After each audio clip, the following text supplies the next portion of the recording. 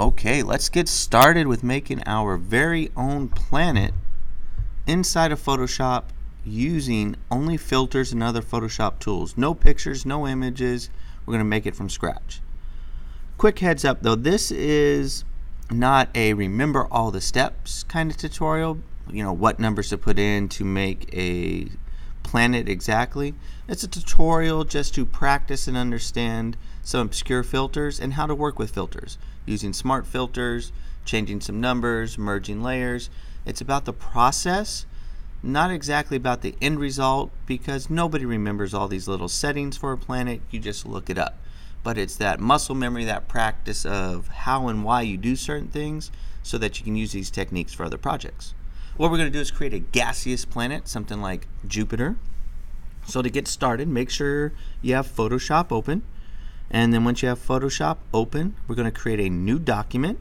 We're going to make it a pretty big size. We're going to do 2500 pixels by 2500 pixels with a print resolution of 360 pixels per inch. And since we're in space, we want our background contents to be black. Once you have those settings, click on the nice fancy blue button to create that new document. Now, first thing we're going to do is we are going to add an adjustment layer so we can have cool, awesome, gaseous colors. So I'm going to come down to the bottom of my layers panel. I'm going to add a new gradient adjustment layer. And I'm going to come down here. You guys won't see these, so let me reset this. I'm going to reset my gradients. Click OK. So to get those gradients, I come over to my gradient, down arrow. I'm going to click on this little wheel right here, and I want to choose noise samples. Noise samples. And we're going to click OK. And it gives us a bunch of options. I'm just going to click the first one, some kind of cool colors here. We can change these later with a hue and saturation layer. So that'll be fine, just gives us lots of variation. Don't need to change anything else. I'm going to click OK. We're going to apply some filters to this gradient layer. So I'm going to right click on the layer itself and we're going to convert it to a smart object so we can use smart filters. Now let's start making it look kind of like we got to distort it a little bit, make it look like gaseous substances. So we're going to come up to filter. Keyword there is we're going to distort it a little bit. So we're going to do filter, distort, and we're going to start with ripple. And you have this slider here, right? And you can see as you move it, it adds kind of fuzzy ripples to the lines. And this is something that there's not a specific number. It's just bump it up so you get something that looks cool. I'm going to go with 270. You can slide it around a little bit till you get kind of the look that you want. I'm going to click OK.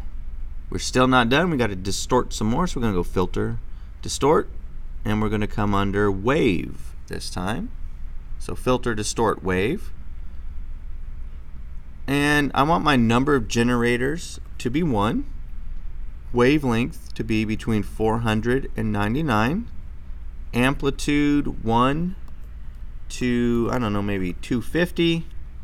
And then we're going to have 100, 100, sine, and repeat edges to pixels. And you can see we get these kind of waves. You can hit randomize and it will give you different looks. And like I said, it's not magic. It's not you just put in a number and it has to be exact. Get something that looks cool. It doesn't have to be just like mine. We just want wavy, distorted lines like this to give our planet some character.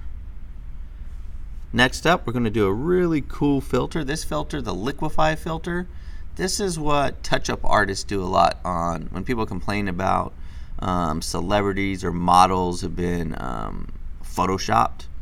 It's the Liquify tool. We might get into it and show you how it works in more detail on a future project. For now, we're just going to do some basic stuff. So I did filter. Here, let me close that. I might went too fast on that. Sorry.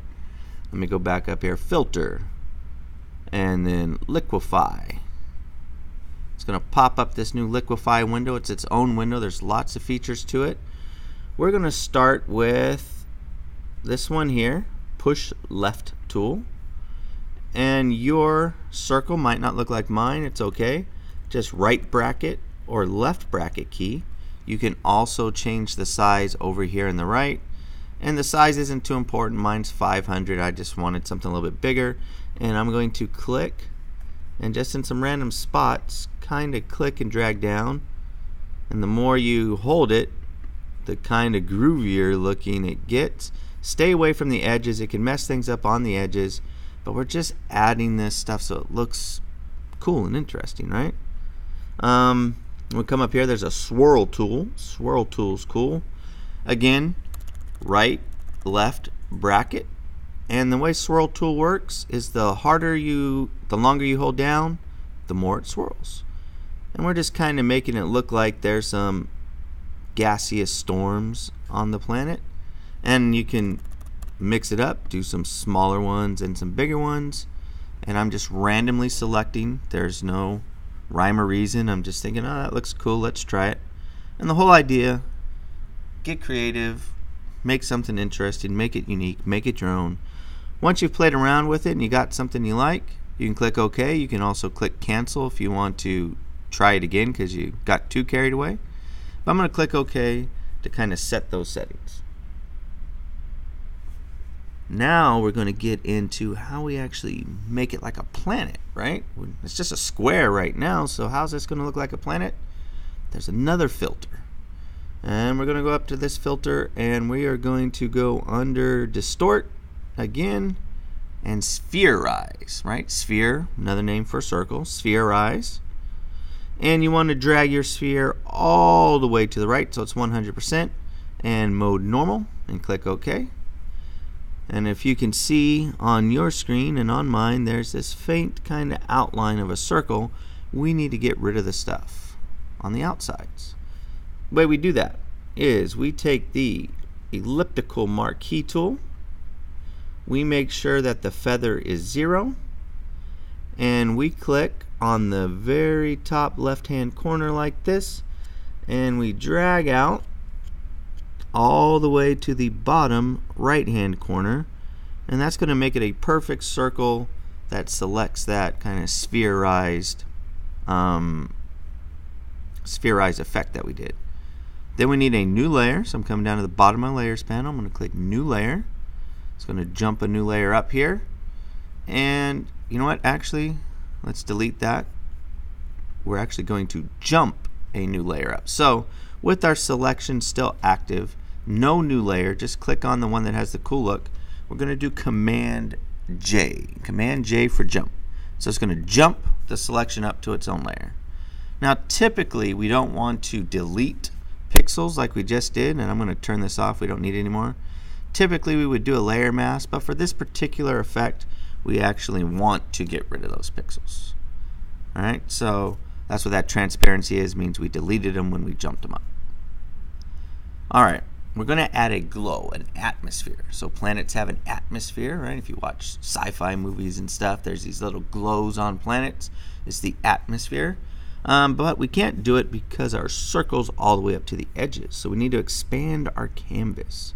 So up on the very, very, very, very top, we're going to go to Image, Canvas Size, and click on that. And I want to change from inches to percent. And we'll just make it, I don't know, 150% bigger, and click OK. You notice it didn't expand our background, so I'm going to click on my background layer, hit D for default colors, right? That gives me black foreground, white background, and then I can hit Option Delete on the background layer to fill it in with black. If I hit Command Delete, it fills in the background. Option Delete fills in the foreground. Okay. Come back up to our planet. We're going to double click on that layer to open our Layer Styles panel. We want to add an outer glow, and we're going to come down, making sure we're clicked on it, and reset to default so we're all at the same starting point.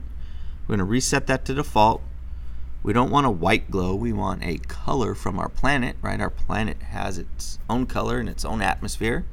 So I'm going to click on that white, and I'm going to come over here and pick a color. This is mostly blue, so I'm going to pick a blue from my planet and click OK to give us that blue glow. And we want to change our blend mode to normal. And we're going to make a really big size, something like, and you can eyeball it, you can see it starting to glow out here because we have preview turned on. I'm going to put mine around maybe 100, something around there. Alright. Then we're going to come up to inner glow. We want the atmosphere to extend in a little bit. So again, let's reset to default. We're going to eyedrop, pick a blue again, something similar to what we already picked, but if it's slightly different, it's okay. We could make it exact, but it's not important. So pick a blue, click OK. Change our blend mode to normal. And bump our size up, and we don't need it quite as big, so maybe somewhere around 80, something like that.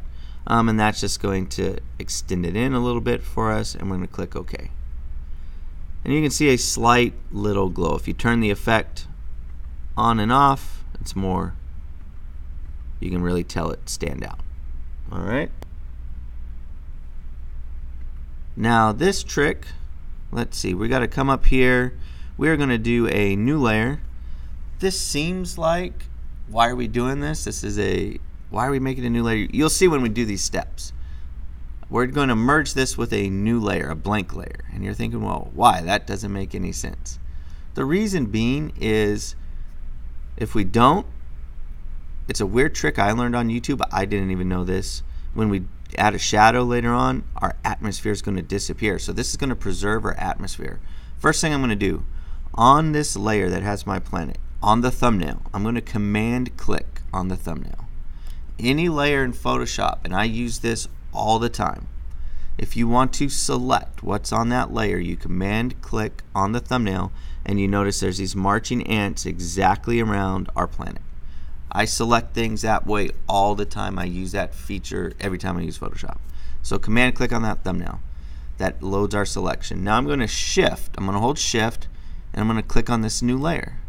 So these two new layers are active. We're going to merge them into one. It seems silly, like a blank layer and the planet layer merged. It's going to look exactly the same to you, to me, but what it does is it preserves that atmosphere for later. So command E to merge. And we still have this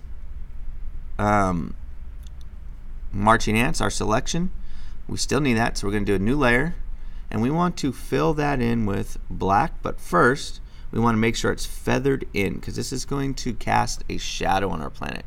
Right? Looking out in space, there's usually a sun somewhere in the galaxy, and it casts a shadow across the planet. So we need to feather this a little bit. So our selection's still active. If yours isn't, come down here and command click on that. And then we're going to select, modify, and feather. Select, modify, feather. And we want our feather radius to be around 100. It could be more, it could be less, but I experimented and this worked pretty good. So feather around 100, click OK.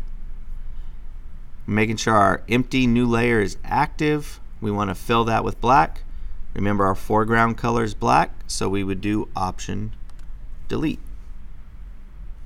Now we can get rid of the marching ants. So we deselect, Command D to deselect, get rid of our marching ants. And when we expanded our canvas earlier, right, and we added extra black, we can zoom out to that. So I'm going to hit Command 0 to fit everything into screen. We're going to need this so we can see our planet better. So Command 0. With the shadow active, I'm going to hit Command T for free transform. That's to change the size, Command T. And while I hold Shift and Option to do this proportionally, Shift and Option, I'm going to drag out something like that. So we can't see the planet at all, it's covered up. And I want to set that reshape or that transform, so I'm going to hit Return on the keyboard. With my selection tool up here active, the very top one on the toolbar, I'm going to click and drag to the left my shadow until I get the look that I want. So however much kind of shadow you want on your planet, drag it. Again, it doesn't have to be exactly like mine. just add kind of a cool shadow effect. Now we have, if you can see, shadow cut over here to the left. Even though we can't see it because it's black, it's still there. We need to get rid of it. So we're going to come down to our planet here. We want to make that selection of our planet. Command click on the thumbnail. Then we are going to shift click on the shadow. So we have the shadow selected and the planet, and we're going to jump it up. Command J. We no longer, oh, that didn't work. Let's see what happened there. Got my selection. Oh, Command E, sorry. Command E, we want to merge it. Merge it, merge it, merge it. So we're merging that layer, right? And with this selection, we need to cut this off so we can click on our layer mask like that. Okay? There we go. So now we have this, and somehow our, looks like our, let's try that again. I'm going to undo. All right, instead of a layer mask, because that kind of deleted our atmosphere, I'm going to hit Command J to jump that up. Let's see if that works. And if we turn that off, no, still gets rid of our atmosphere. All right, well, we'll do Command J anyways. I'll see if we can figure out how to bring the atmosphere back. If I can, I'll do that in another tutorial. It's not too big of a deal. I don't know exactly. I get why it went away because we didn't have it selected, but I'm not sure how to keep it. Last thing we need to do is let's add a little kind of flare coming over the horizon that's lighting up the backside of our planet. So we're going to come up to Filter, and we are going to do, let's see, Render Lens Flare. Filter, Render Lens Flare. We don't want that particular lens type. We want a 105mm prime. It's going to be a white kind of look. I want to move it over to the bright edge, like off the edge somewhere, and that's shining this light that's lighting up this side and then casting that shadow over there. And you can adjust the brightness, right, more or less. I'm going to bring mine to about 90 like that, just so I can see it coming over the planet. And I'm going to click OK. And you can see kind of it's brightening up that edge. Now we can turn off, let's see, we can call this Gaseous Planet. We can do File, and we want to save as. We should have saved it earlier. I was messing up not doing that, but we will save that as Gaseous Planet, and we'll click Save. I'm going to open up my nebula, so I'm going to go Open Recent Nebula, or however you want to open it. I'm going to open up my nebula. That was our background and stars and everything we created. I'm going to, while we're here, because we didn't do it before, I'm going to hold Shift. I'm going to click on the very top layer, hold Shift on the very bottom layer, highlight it all, Command G to put it in a group, and we'll call this Nebula and Stars. All right. We'll come over to our gaseous planet. We will right click on the layer. We are going to duplicate the layer, move our gaseous planet over to our nebula, click OK, and we have our gaseous planet right there. We want to right click and convert to a smart object. Reason why we want to do that is you're going to experiment with where you put it, the size, make it bigger, smaller, by making it a smart object. If you shrink it down, because whenever you shrink anything in Photoshop, it takes pixels away. As a smart object, it will not take those pixels away. So if you shrink it down and then make it big again, it will look exactly the same. All right, so there we go. Now we got a gaseous planet in our solar system with our nebula and our stars. We got a good start. We want to make some more planets, but right now that's looking cool. I will show you in a future tutorial how you can change the color of this planet if you wish.